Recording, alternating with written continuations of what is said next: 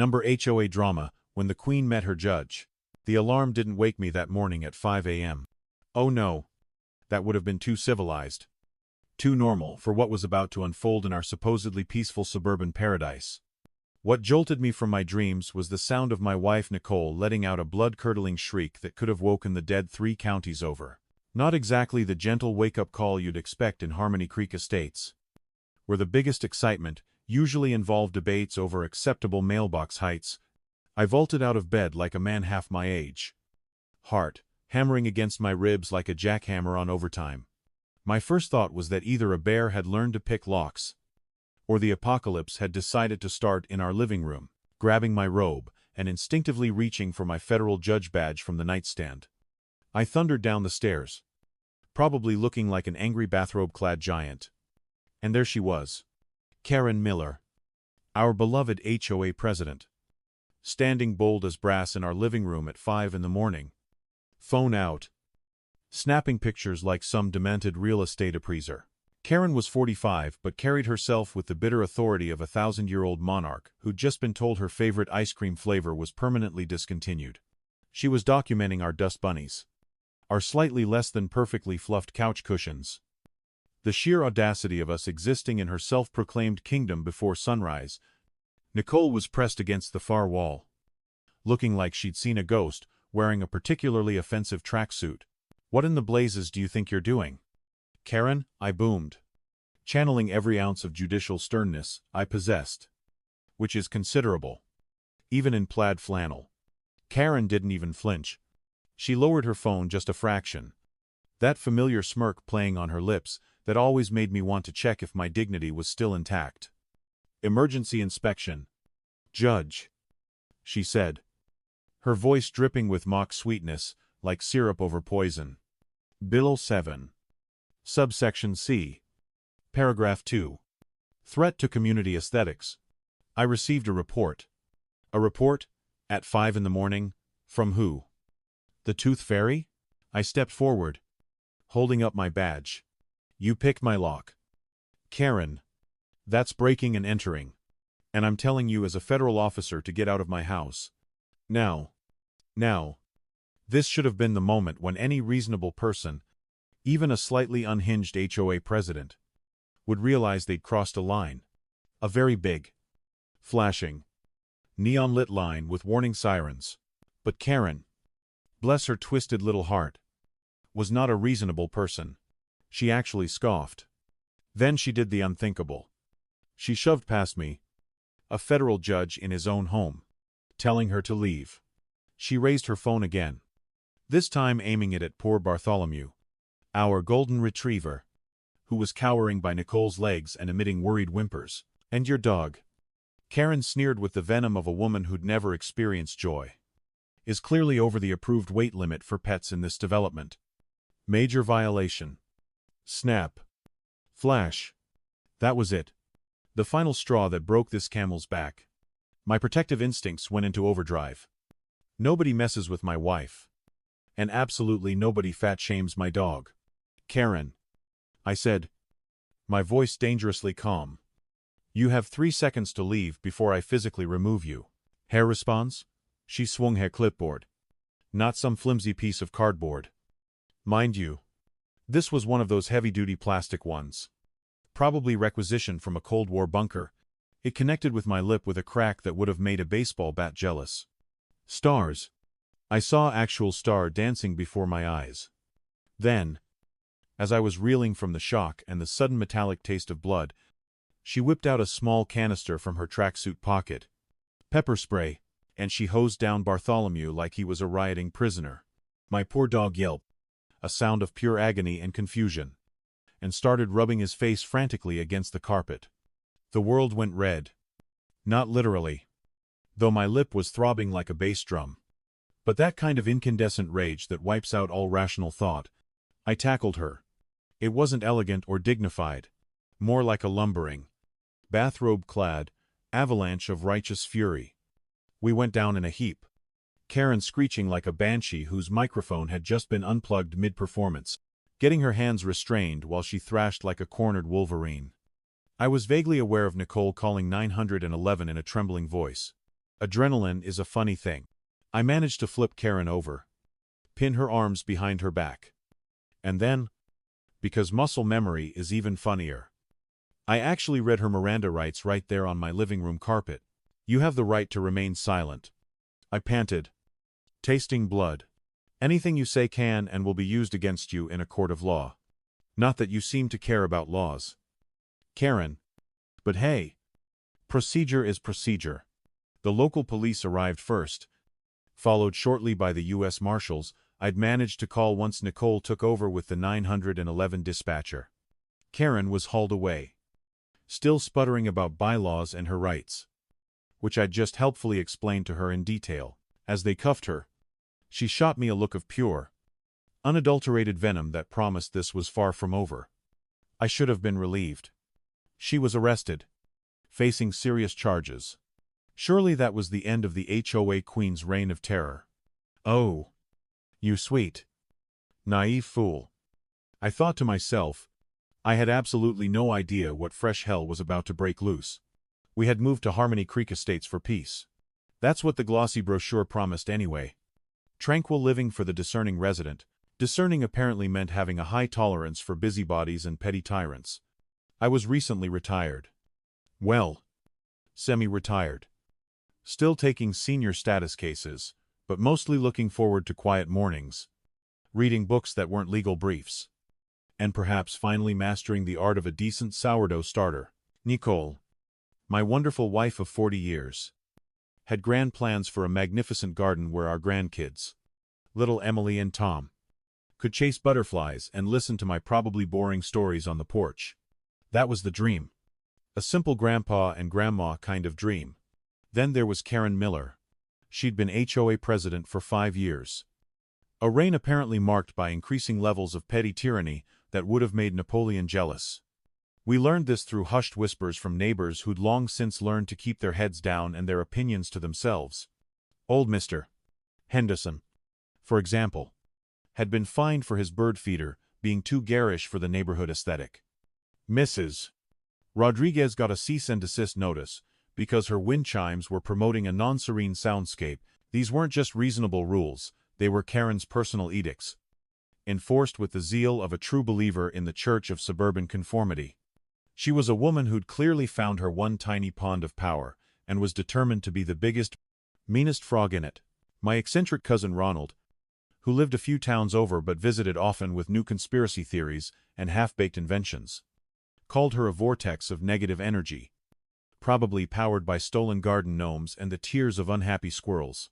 Our first run-in with Karen had been minor, almost laughable in hindsight. We'd painted our front door a perfectly respectable shade of colonial blue. 3 days later, a notice appeared, taped to our beautiful door like a parking ticket from hell. Door color, not pre-approved. Revert to an accepted palette shade within 7 days or face daily fines. The accepted palette consisted of 3 shades of beige and something called depressing taupe. I wrote a polite letter quoting the HOA bylaws back to her, noting they were surprisingly vague on door colors, only mentioning harmonious appearance. I even used footnotes, thinking my carefully worded legal argument would be persuasive. Karen's response was to leave a swatch of depressing taupe tape to our offending blue door with a note, "This is harmonious. Your blue is an affront. Consider this your second warning." An affront. My perfectly lovely colonial blue door was an affront to her delicate sensibilities. Nicole was upset. "Can't we just paint it beige, dear?" she'd asked, her voice small and worried. "I don't want trouble." And that was the heart of it. Karen thrived on people not wanting trouble. She banked on wearing them down with her relentless nitpicking until they surrendered their dignity, one beige compromise at a time. "No," I told Nicole gently but firmly. "It's a matter of principle. And our door looks beautiful." I was trying to protect our dream of peace, but it felt like Karen was trying to chip away at it one beige rule at a time. I was also, I admit, a grandfather. And grandfathers are supposed to be able to handle things like overly aggressive HOA presidents. Aren't they? We're supposed to be wise and strong, not cowering behind beige doors.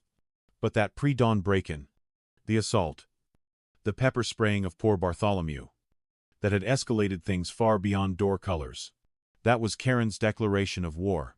As she was driven away in the police car that morning, looking like a cornered Wolverine in the back seat, I told Nicole with more confidence than I felt. "Don't worry, honey. The law will handle her now. She crossed a line she can't uncross." I truly believed it. I believed in the system I'd served my whole professional life. The system was designed for people like Karen, people who thought rules were for little people. Not for them. We tidied up the living room, calmed Bartholomew with treats and cuddles, and I put ice on my rapidly swelling lip. We tried to settle our nerves, thinking the worst was surely over. But Karen wasn't the type to go quietly into that good night. She was the type to burn everything down around her. And our nice, quiet, colonial blue-doored life was squarely in her crosshairs. That very same night, after Karen had been arrested, booked, and presumably bailed out because the universe apparently enjoys cruel irony, her revenge began with a vengeance. We had security cameras, good ones, with high-definition night vision. After the door color incident and Ronald's warnings about Karen's vibrational misalignment with harmonious frequencies, I'd thought a little extra vigilance wouldn't go amiss. Not that I believed Ronald's theories about her being a conduit for negative ley lines. But Karen herself was enough of a negative force to warrant serious caution. Around 11 p.m., Nicole and I were trying to unwind, watching mindless television to take our minds off the day's insanity. Bartholomew was snoozing at my feet, still a bit sniffly, but otherwise recovered from his pepper spray ordeal. Then my phone buzzed. Motion detected in the driveway. "Probably just a raccoon," I said to Nicole, trying to sound casual while my stomach tightened into knots. I pulled up the live feed on my tablet. And there he was. Not a raccoon, but something far more troublesome. A hooded figure was skulking around my beautiful, recently washed, meticulously maintained sedan. He reached into his pocket, and then I saw it. The unmistakable glint of metal being dragged with vicious intent along the entire length of the driver's side. A deep, ugly scratch bloomed across the paintwork like a scar across a face. "That little varmint," I muttered, my jaw clenching. Nicole gasped, clutching my arm. "Who is that? What are they doing?" But he wasn't finished with his artistic vandalism. The figure moved to our front lawn. Nicole's pride and joy. The patch of green she'd been lovingly cultivating for her future rose bushes and butterfly garden. He produced a large plastic bottle from his backpack and began pouring its contents liberally across the grass. Bleach. Even through the screen, I could almost smell the acrid chemical fumes. Patches of our lovely green lawn would be dead, yellowing scars by morning. It was deliberate, calculated, and deeply personal. Then came the grand finale of this little performance of pure malice. The hooded figure sidled up to our mailbox, fumbled with it for a moment, then stuffed a small plastic baggie filled with what looked suspiciously like pills right inside. He even gave the mailbox a little pat, as if to say, "There you go, all set for your downfall." Then he glanced around furtively, pulled his hood tighter, and scurried off into the darkness like the coward he was. "I know who that is," I said, my voice cold as winter steel. The build, the way he moved, even obscured by the hood. It was unmistakably Karen's son. Mikey. Azulen. Unpleasant young man in his early 20s, who still lived at home and seemed to possess all of his mother's charm, which is to say absolutely none. Nicole was pale, trembling like a leaf in a hurricane. "They're trying to frame us," she whispered. "What are we going to do?" This was beyond petty HOA squabbles now. This was criminal conspiracy. An attack on my home, my property, my reputation, my family, my grandfather instincts. That fierce primal urge to protect my loved ones surged through me like a bolt of lightning. No more Mr. Nice Judge. No more polite letters with footnotes. Karen had brought the war to my doorstep. Quite literally. I saved the footage immediately, downloaded multiple copies to different devices. Then I called the U.S. Marshals and the local police chief, a man with whom I had a cordial professional relationship built over years of mutual respect. "Chief Morrison, this is Judge Williams. I need to report attempted evidence planting and property destruction." Yes. It's related to the Karen Miller case. I have it all on video. There was a long pause. We're on our way. Judge. Don't touch that mailbox. Waiting for them felt like an eternity. Every creak of the house, every rustle of leaves outside, set us on edge like cats in a thunderstorm. Nicole made coffee with hands shaking so badly she spilled grounds everywhere. I sat there watching the replay of Mikey's vandalism. The bleach scorching our lawn. The pills disappearing into our mailbox. Each action was a calculated insult. A deliberate escalation. What kind of person sends their own son out to commit felonies as payback? What kind of mother cultivates that level of malice in her child? The anger I felt wasn't hot anymore. It was cold, sharp, and absolutely focused. Karen and her offspring had no idea who they were messing with. They thought they were dealing with just another cowed homeowner. They were about to discover how spectacularly wrong they were. The authorities didn't waste any time.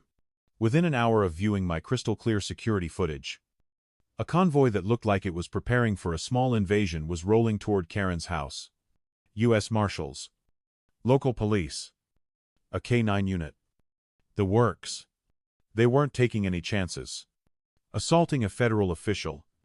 Witness tampering. Conspiracy. Attempting to frame someone with planted drugs. Karen and Mikey had really hit for the cycle of criminal stupidity. I stayed home with Nicole. Though every fiber of my being wanted to witness the takedown firsthand, Nicole was understandably a wreck. Jumping at every sound. Cousin Ronald, whom I'd called because he lived nearby and had an uncanny ability to materialize during any dramatic situation, was practically vibrating with excitement over the phone. This is it. Cousin, the vibrational frequency of justice is about to hit critical mass. I bet they find alien mind control devices in her attic. I politely suggested he stay home for his own safety and the sanity of the arresting officers. The details came back to us later through official reports and some vivid descriptions from the younger deputies, who seemed both thrilled and horrified by the night's events. The raid happened around 2 a.m. No polite knocking this time. They announced themselves loudly. And when the door didn't magically open, they used a battering ram that could have opened a bank vault. Flashbangs went off like the 4th of July, followed by officers shouting, "Police, search warrant, get down." Mikey stumbled out of his bedroom, looking like a deer caught in headlights. Hands in the air. Suddenly, not so brave without his hood and cover of darkness. He surrendered immediately, whimpering something about his mom making him do it. Classic. Karen, however, was a different beast entirely. She emerged from her bedroom like a creature of legend. A furious nightgown-clad harpy. She was screaming incoherently. Not words. Just pure rage. Made audible. When a deputy tried to apprehend her, she bit him. Actually sank her teeth into his forearm like a rabid animal. Deputy Henderson, a burly guy who'd probably seen everything, yelped in surprise and pain. It took 2 more officers to subdue her while she fought like a cornered wolverine, kicking and spitting with the dignity of a wet cat. But the real drama unfolded in Karen's office, a spare bedroom crammed with filing cabinets and stacks of papers. As officers secured the house, they discovered the HOA treasurer, Arthur Jenkins, frantically trying to feed documents into a shredder like he was burning evidence before the Nazis arrived. The shredder was jammed. Half-chewed papers, sticking out like a grotesque tongue. What was he so desperate to destroy at 2 in the morning with police sirens wailing outside? The HOA ledgers. And not just any ledgers. These were the real ones. The ones that didn't match the sanitized versions presented at the sparsely attended HOA meetings. Nestled within these meticulously kept records of financial malfeasance was a recurring item. Consulting fees. Large sums. Very large sums. Adding up to a staggering $95,000 over the past 3 years. Paid out to KM Enterprises. KM. As in Karen Miller. Or perhaps Mikey Miller. Or maybe Malicious Monsters Incorporated. Arthur folded like a house of cards in a hurricane once he was in handcuffs. He started babbling about how Karen made him do it. How she'd threatened to reveal his embarrassing collection of porcelain dolls if he didn't cook the books. Whether the doll story was true or just desperate deflection, the evidence was damning. They seized computers, boxes of documents, the struggling shredder and its contents. The charges were piling up like snow in a blizzard. Burglary, assault on a federal official, assault on a law enforcement officer, tampering with evidence, conspiracy to obstruct justice, conspiracy to commit fraud. Mikey got his own special list, including vandalism and planting false evidence. The whole scene was apparently chaotic as a three-ring circus. Dogs barking from the K9 unit. Neighbors peeking out from behind curtains like prairie dogs. Karen continuing to scream obscenities even as she was loaded into a squad car. It was a spectacular fall from grace for the Queen of Harmony Creek Estates. But as dawn broke on a neighborhood suddenly much quieter yet buzzing with gossip, I couldn't shake a nagging question about that $95,000.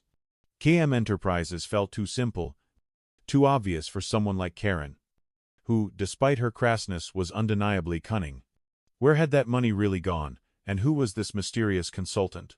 Something told me there was another layer to this rotten onion, and the smell was going to get much worse before it got better.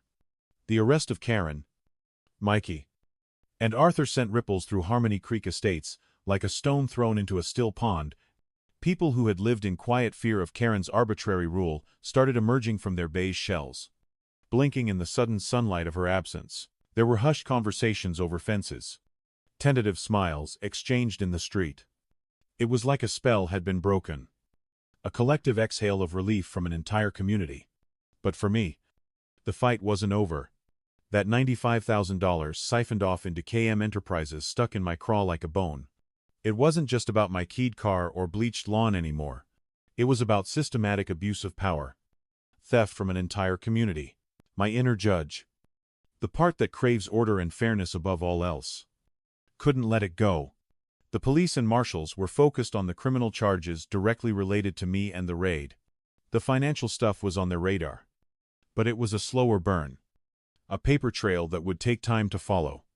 I, however, had time, a keen interest, and a very helpful, if occasionally distracting ally in Cousin Ronald. After the initial excitement of Karen's arrest died down, Ronald became obsessed with KM Enterprises like a dog with a particularly interesting bone. He'd show up at my door with stacks of printouts from the internet, his eyes gleaming with the thrill of the hunt. I've been deep diving. KM Enterprises. Very shadowy operation. Could be a front for the lizard people. Or just regular tax evasion. But probably lizards. I'd patiently sift through his research, which was mostly blurry photos of supposed UFOs and articles about the Illuminati's preferred brand of toothpaste.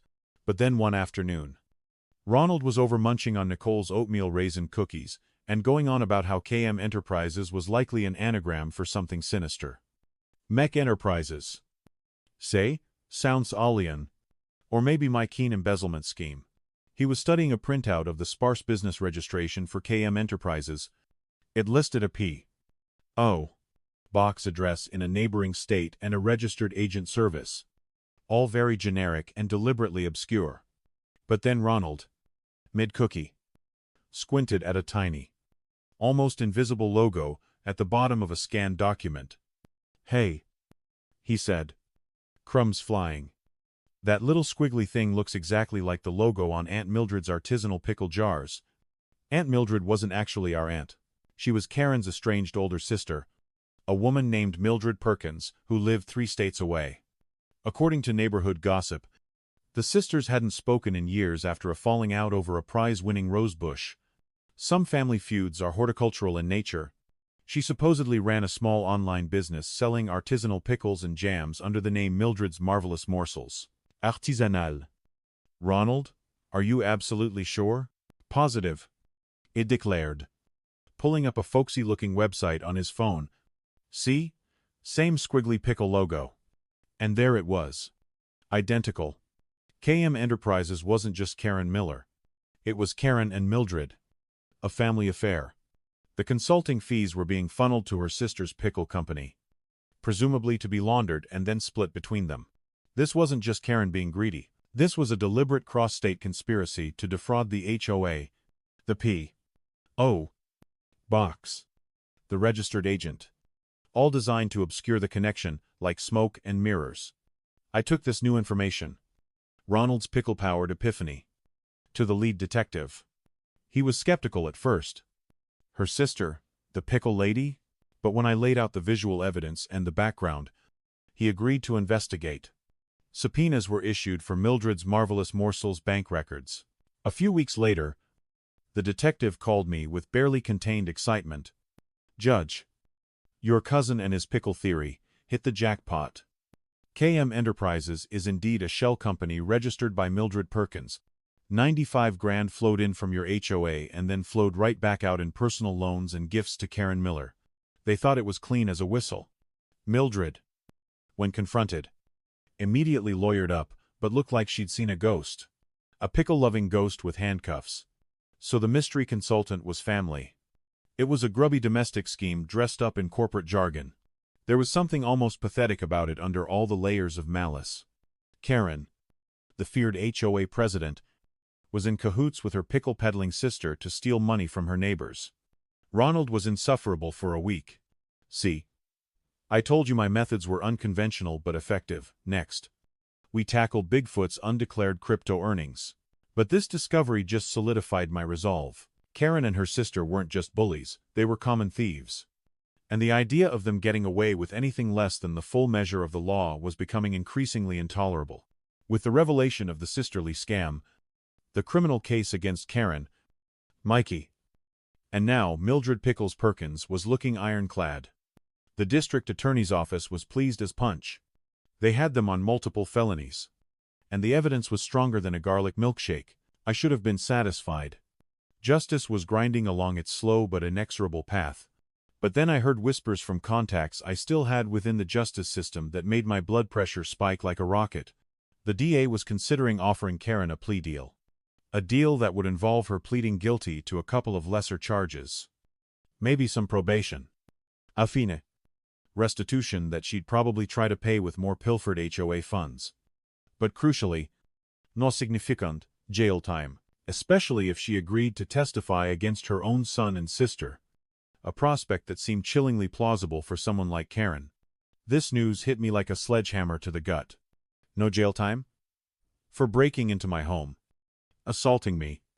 Terrorizing my wife. Orchestrating vandalism and framing. Running a significant financial fraud. And biting a deputy. It felt like a slap on the wrist, when what she deserved was the whole arm.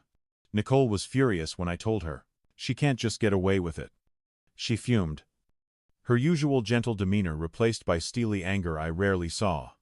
After everything she put us through, after what she did to Bartholomew, she needs to pay. Really pay. And there it was. The core question that had been lurking in the back of my mind throughout this whole ordeal. What defines real justice? Is it merely the dry letter of the law? A plea bargain negotiated in a sterile office to clear a crowded docket? Or is it something more? Something that satisfies not just legal requirements but the deep human need for fairness and accountability? I, the retired federal judge who'd believed in the system my entire career, found myself wrestling with this fundamental question. The system was offering a pragmatic solution. But my gut, the grandfather part of me that wanted to protect his family and see villains get their proper comeuppance, rebelled against it. Ronald naturally had his own ideas about justice. Probation, that's an outrage. We need to take matters into our own hands. Cousin, I've been working on a new formula for itching powder. Uses poison ivy extract and ground up fiberglass. Or we could replace all her depressing taupe paint with glow-in-the-dark lime green. While the image of Karen's house glowing like a radioactive beacon brought a brief smile to my face, I had to steer Ronald away from his more vigilante-style approaches. This was my moral crossroads. I could sit back, let the DA do their job, accept the plea deal as the efficient outcome, or I could push. Use my knowledge and understanding of the system not to subvert it, but to ensure it worked fully and thoroughly. I realized I couldn't just be a passive victim anymore. I had helped uncover the financial fraud with Ronald's pickle-powered assistance. There might be more. Karen was a creature of habit, and her habits were uniformly unpleasant.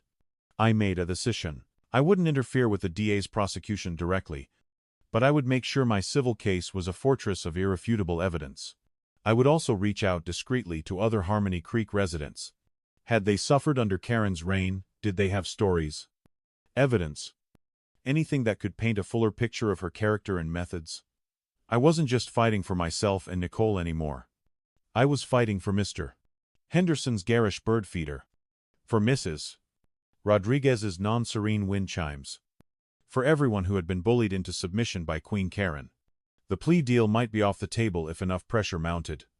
If the sheer scope of her wrongdoing became undeniable. It was a risk that meant more work. More stress. Dragging out the ordeal.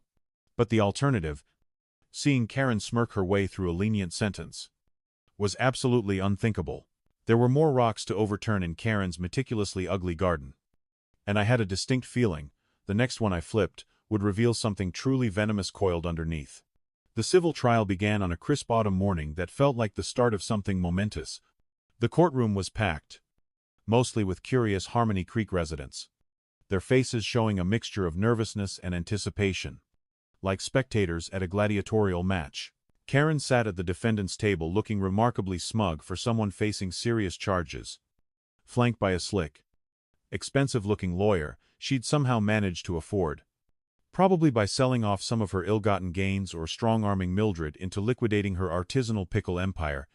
Mikey sat beside her, looking pale and miserable as a damp dish rag. Mildred was notably absent, having apparently decided that discretion, and perhaps a sudden urgent need to inspect pickle vats in another dimension, was the better part of valor. Milavier. Miss Albright was a sharp, no-nonsense woman who'd spent weeks preparing our case with the thoroughness of a Swiss watchmaker. We had meticulously documented every aspect of Karen's campaign of terror, the break-in, the assault, the pepper-spraying of Bartholomew, complete with vet bills and a statement from Dr. Evans, Bartholomew's very indignant veterinarian. Miss Albright laid it all out in her opening statement, her voice calm but firm, painting a picture of calculated, malicious abuse of power that would have made Machiavelli blush. Karen's lawyer, Mr.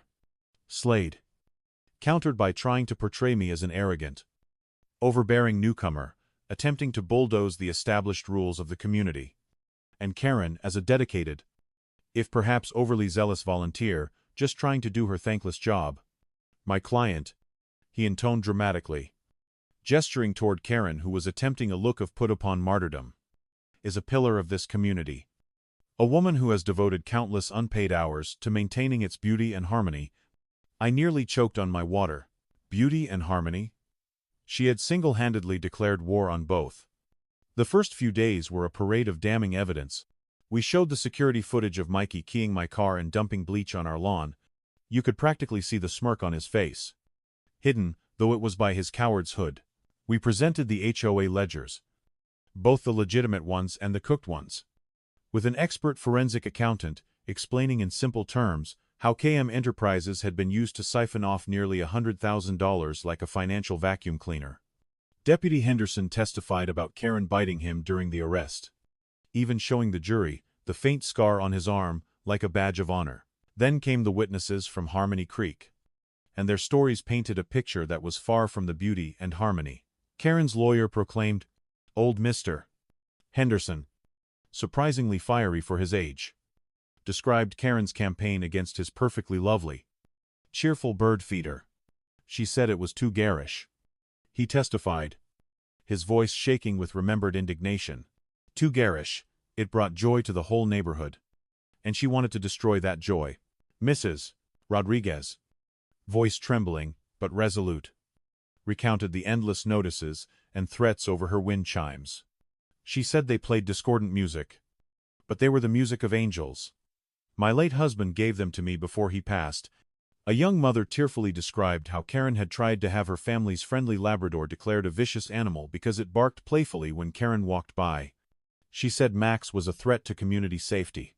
Max, who's afraid of butterflies? One by one. They painted a picture of Karen's reign that was a petty dictatorship built on intimidation and fear. Not the benevolent leadership, her lawyer claimed. Karen herself took the stand, oozing false sincerity like a broken honey jar. She denied everything with the conviction of a practiced liar. The break-in was a misunderstanding about emergency access protocols. The clipboard incident was self-defense because the judge was threatening me with his intimidating presence. The pepper spray was an accident during a moment of panic. Mikey's vandalism? I had no idea he would do such a thing. He's a troubled boy. Easily influenced by peer pressure and video games. The money. Those were legitimate consulting fees for my sister's expert advice on community landscaping and pickle-based fundraising initiatives. Pickle-based fundraising initiatives? The courtroom nearly erupted in laughter. Even the judge had to hide a smile behind his hand. Then it was Ronald's turn. I had been hesitant to call him as a witness. But Miss Albright, after a rather surreal interview with him, insisted he could provide valuable color commentary. Ronald strode to the witness stand with the air of a man about to reveal the secrets of the universe. He spoke with great earnestness about Karen's disturbed energy fields and her negative chromatic aura, predominantly puce with flecks of avarice. He described in vivid detail how he'd once witnessed a squirrel actually fall out of a tree in apparent fright when Karen walked underneath it. The poor creature just lost its grip, overwhelmed by the negative vibrations. He testified solemnly. He then attempted to submit as evidence a blurry photograph he'd taken with his phone, claiming it showed a Class 3 ectoplasmic manifestation hovering over Karen's prize-winning petunias, which he argued was clear proof of her communion with substandard spiritual entities. Mr. Slade objected strenuously, looking like he was about to have an aneurysm. Your Honor, this is preposterous. Ectoplasmic manifestations have no place in a court of law. The judge, after a moment of stunned silence, sustained the objection, a small muscle twitching at the corner of his mouth. Mr. Ronald, he said gently, while the court appreciates your unique perspective, perhaps we could focus on more terrestrial observations. Ronald looked crestfallen but agreed. His testimony, while utterly bizarre and legally unhelpful, had an unexpected effect. It made Karen look even more ridiculous by association, as if only someone truly off-kilter would inspire such outlandish theories. The jury was visibly trying not to laugh. The trial dragged on for days, each one peeling away another layer of Karen's unpleasantness like an onion made of pure malice. She remained defiant, arrogant, convinced of her own righteousness, even as the evidence mounted against her like an avalanche. But with every piece of evidence, every witness testimony, her facade cracked a little more. The strain was beginning to show. Her expensive lawyer looked increasingly frustrated, probably wondering how he'd gotten stuck defending someone who seemed determined to dig her own grave deeper with every breath. The residents of Harmony Creek, once cowed into submission, were now watching with grim fascination, like spectators at the downfall of a long-feared tyrant. The jury listened intently, their faces unreadable as stone. As Miss Albright rested our case, a heavy silence fell over the courtroom. We had presented a mountain of evidence, but Karen was a performer, a master manipulator. Would her lies, her practiced victimhood, somehow sway them? The wait for the jury's deliberation felt like standing on the edge of a precipice, not knowing which way we'd fall. But then came the twist that none of us saw coming. Not from the jury box, not from a dramatic courtroom confession, but from the most unlikely source imaginable. Arthur Jenkins, the mousy HOA treasurer, who'd been caught red-handed feeding documents into a shredder like a demented office worker. Arthur had already pleaded guilty in his own criminal case, getting a relatively light sentence in exchange for cooperation. He'd testified briefly about the cooked books, looking terrified the entire time as Karen glared daggers at him from across the courtroom. We all thought his part in the drama was finished. We were spectacularly wrong. The day before closing arguments were scheduled, Miss Albright received an urgent call from Arthur's lawyer. Arthur had suddenly remembered something important, something he'd been too terrified to reveal before, even to his own attorney. He had more evidence, evidence Karen thought was long gone, or perhaps never even knew existed. Arthur, it turned out, wasn't just a mousy treasurer with a passion for porcelain dolls. He was a mousy treasurer with a habit of secretly recording conversations he found stressful or potentially incriminating. A sort of personal insurance policy, his lawyer explained, and his interactions with Karen Miller were, to put it mildly, frequently stressful and highly incriminating. He had hours of recordings stored on a tiny digital recorder he kept hidden in a hollowed-out book titled The Joys of Fiscal Responsibility. When Miss Albright and I listened to a selection of these recordings, our jaws hit the floor. There was Karen in her own voice, loud and clear, boasting to Arthur about how she was going to teach that judge a lesson he'll never forget. There she was, cackling like a witch, as she described her plan to have Mikey vandalize my property and plant the drugs. He'll be so busy defending himself against drug charges, he won't know what hit him. She crowed with obvious delight. There she was, explicitly instructing Arthur on how to disguise the payments to KM Enterprises, threatening him with vague but nasty consequences if he ever breathed a word. But the real bombshell, the recording that made even seasoned Miss Albright gasp audibly, was one where Karen finally revealed her deepest, darkest motivation. It wasn't just about the blue door or HOA power or even the money, though she clearly enjoyed that too. It was a vendetta. A long, simmering, deeply personal vendetta that had been brewing for over a decade. That judge? Karen spat on the recording, her voice dripping with venom that could have poisoned a small lake. He ruined my Henry. Years ago, he presided over that case against Henry's company, sentenced him, destroyed his reputation, his life, everything we'd built together. Henry lost everything because of that self-righteous old windbag. He never recovered from the shame, died a broken man, and it's all that judge's fault. Her voice grew even more venomous. Well, now, it's the judge's turn to see what it feels like to have his perfect little life fall apart piece by piece. An eye for an eye. That's my motto. I've been planning this for years, waiting for the perfect opportunity. Henry, her late husband. I vaguely remembered the case now. A messy white-collar crime involving embezzlement from a construction company. Henry Miller had been the CEO, and the evidence against him had been overwhelming. Clear-cut. I'd had no idea Karen was his wife. She'd used her maiden name, Perkins, for HOA business. Or perhaps remarried and reverted after Henry's downfall. The connection had never been made until this moment. This entire nightmarish ordeal. The harassment, the assault, the framing, the fraud. All of it was driven by twisted desire for revenge, for a legal outcome that had happened over a decade ago. An outcome for which her husband had been entirely responsible. My actions as a judge in that case had been completely impartial, based solely on the law and the overwhelming evidence presented. But in Karen's warped mind, I was the villain who had to pay. This new evidence was pure dynamite. It blew Karen's defense, her carefully constructed image of a victimized community volunteer, to absolute smithereens. It showed her, in her own words, as a calculating, vengeful, and frankly, terrifyingly obsessed individual who'd spent years plotting revenge. Miss Albright immediately filed a motion to introduce the recordings. Mr. Slade objected furiously, arguing it was too late. Prejudicial. A violation of his client's privacy. The irony was apparently lost on him, but the judge, after listening to samples in chambers, allowed it. The truth, he ruled, needs to be heard, especially a truth this explosive. So there it was. The missing piece of the puzzle. This wasn't just a neighborhood squabble that got out of hand.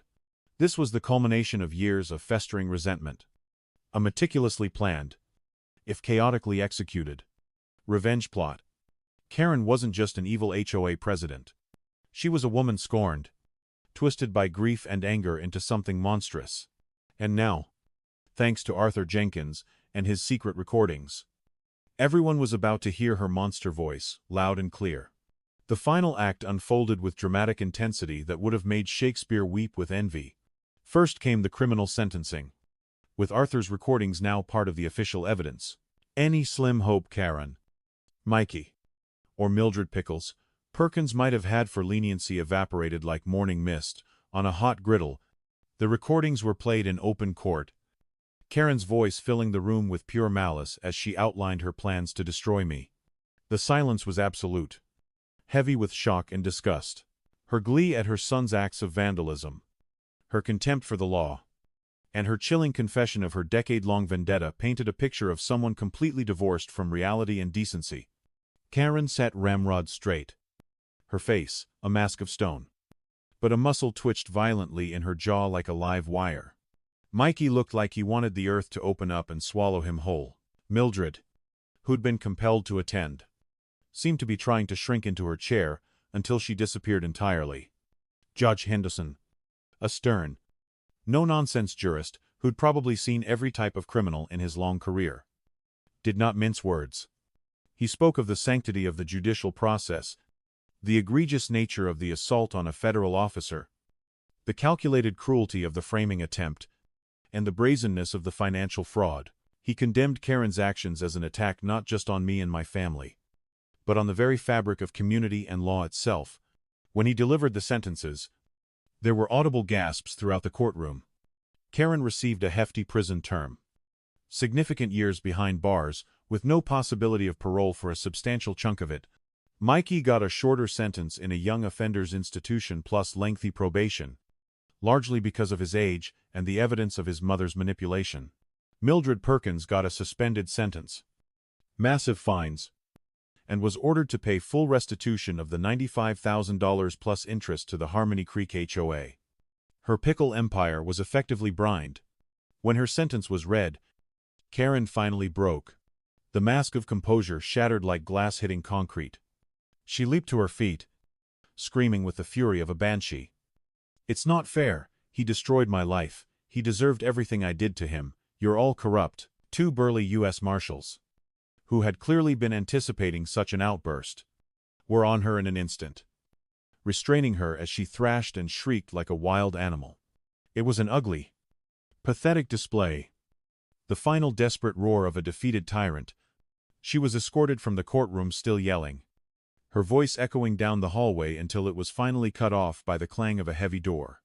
Then came the verdict in my civil trial. The jury, having heard the same explosive recordings, didn't deliberate for long. They found in my favor on all counts, and the damages they awarded took everyone's breath away. $400,000 for property damage, emotional distress, defamation, and the sheer audacity of Karen's malicious campaign. The courtroom buzzed with excitement. $400,000 was a staggering sum, a clear message that such behavior would absolutely not be tolerated in a civilized society. Miss Albright squeezed my arm with satisfaction. Nicole leaned her head on my shoulder, letting out a shaky breath of relief. Evan Ronald, who'd been sketching what looked suspiciously like a schematic for a Justice Ray in his notebook, looked up and gave a solemn nod of approval. Justice had arrived not on a white horse, but in the form of court orders, prison sentences, and hefty financial penalties. It had been a long, ugly, exhausting road filled with malice, corruption, and what Ronald insisted was severely misaligned cosmic energy. We'd had to go through hell to get our peace back. But as I looked at Nicole's relieved face and the satisfied expressions of our neighbors in the courtroom, I felt a profound sense of not just weariness, but satisfaction. The Queen was deposed. Her reign of terror was over. In the end, Karen Miller got exactly what she deserved. She's currently residing in a state correctional facility, presumably complaining about the color of the jumpsuits and the complete lack of artisanal pickle options in the commissary.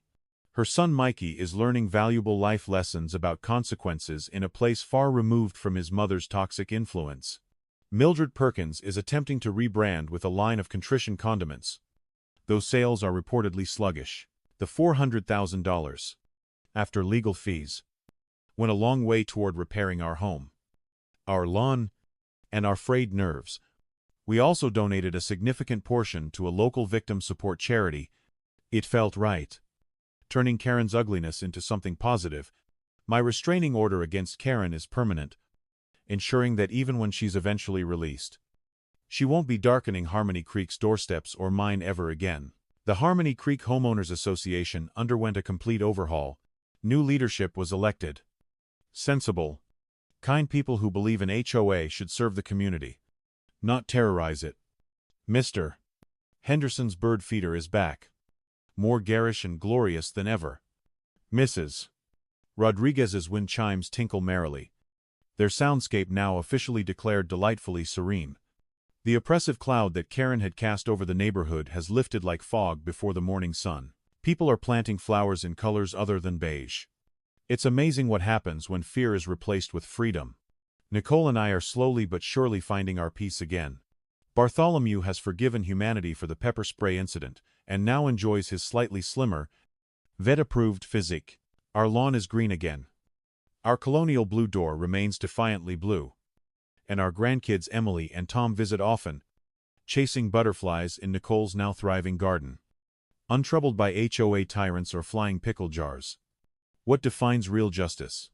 I've thought about that question a lot during quiet evenings on our porch.